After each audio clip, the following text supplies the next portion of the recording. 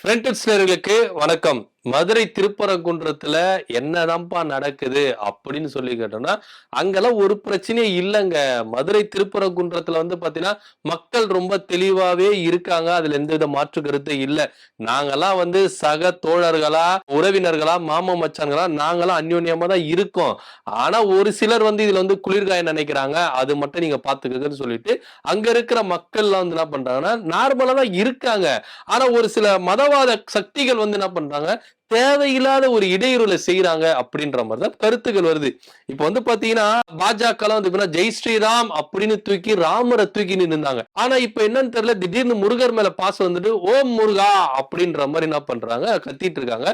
என்னதாங்க ஆச்சு நம்ம பாஜகக்கு அப்படின்னு பாத்தீங்கன்னா, எதனா ஒரு சிலுமிஷம் பண்ணணும். இதுல குறிப்பா பாத்தீங்கன்னா எச் ராஜா ஐயா அவர்கள் என்ன சொல்லுவாருன்னா, உத்தரப்பிரதேசத்துல ராமர் கோயிலுக்கு நடந்த கதிதான் இங்க நடக்க போகுது. அதாவது அங்க பாபர் மசூதி இருந்தது, பாபர் மசூதி இடித்து ராமர் கோயில் ஜென்ம பூமி அப்படின்னு சொல்லிட்டு ராமர் கோயில் அங்க கட்டினாங்க. சோ அதே நிலைமை தான் இங்க திருப்பரங்குன்றத்துல வருதுக்கு காத்துட்டு இருக்காங்க அப்படின்ற மாதிரி அவர் ஒரு சர்ச்சையான பேச்சுகள் பேசுறாரு. என்னதான் இவங்களுக்கு புனிதத்தை கெடுத்துட்டாங்க அப்படின்னு தெரியல. இப்ப என்னடானா ராமரை தூக்கிட்டு தலையில வச்சிருந்த கும்பல் இப்ப திடீர்னு முருகரை தூக்கி வச்சுட்டு இப்போ ஆட்டம் ஆடுறாங்க. கேட்டா அவன் மனசு புண்பட்டுருச்சான். அப்படி என்னங்க புண்பட்டுச்சுன்னு பாத்தீங்கன்னா, திருப்பரங்குன்றத்துல முருகர் இருக்காரு. ஆனா மேல பாத்தீங்கன்னா தர்கா இருக்குது. அங்க போயிட்டு ஆடு கோழில வெட்டி என்ன பண்றாங்க, அந்த புனிதத்தை கெடுக்கிறாங்க. அதனால எங்க மனசு ரொம்ப புண்பட்டுடுச்சு அப்படின்னு சொல்லிட்டு ஜெய் ஸ்ரீராம் கும்பல் இப்போ என்ன பண்ணுது, முருகருக்கு ஆதரவா நிக்குது. சரி, ஓகே, இவங்க என்ன பண்ணாங்கன்னா நேரத்துக்கு ஏத்த மாதிரி, நிலைமைக்கு ஏத்த மாதிரி மாறுவாங்க தானே, அதுல எந்த வித மாற்று கருத்து இல்ல. சரி, ஓகே, ட்ரம்ப் இந்துக்களை வலுக்கட்டாயமா அதுவும் கைதிகளை போல என்ன பண்ணாரு, வெளியேற்றினாரு. அப்பெல்லாம் இவங்க மனசு புண்படல. அதே போல பாத்தீங்கன்னா மாணவிகள் கொத்து கொத்தா நீட் தேர்வுனால இறந்தாங்க. அப்ப இவங்க மனசு புண்படல. கொஞ்ச நாளைக்கு முன்னாடி பாத்தீங்கன்னா பெஞ்சான் புயல் அப்படின்னு பாத்தீங்கன்னா நிறைய புரட்டி எடுத்தது. குறிப்பா பாத்தீங்கன்னா திருவண்ணாமலை மலை அடிவாரத்திலே பாத்தீங்கன்னா நிறைய சேதாரங்கள்லாம் உண்டு பண்ணுச்சு. அப்பெல்லாம் இவங்க என்ன பண்ணல, மனசெல்லாம் புண்படல.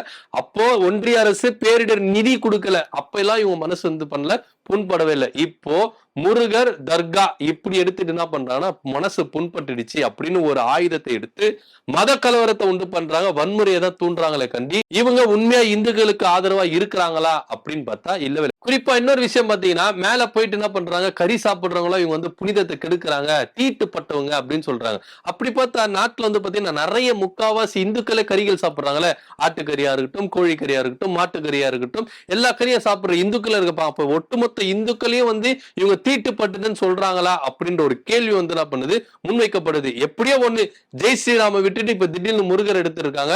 இப்ப என்ன நடத்த போறாங்க தமிழ்நாட்டுல அப்படின்றதான் ரொம்பவே எதிர்பார்க்க வேண்டிய ஒரு விஷயமா இருக்கு. இப்ப எதுக்கு திடீர்னு இந்த முருகர் வேஷம் அப்படின்னு எனக்கும் தெரியல. உங்களுக்கு தெரிஞ்சா கீழே கமெண்ட் பண்ணுங்க. நன்றி, வணக்கம்.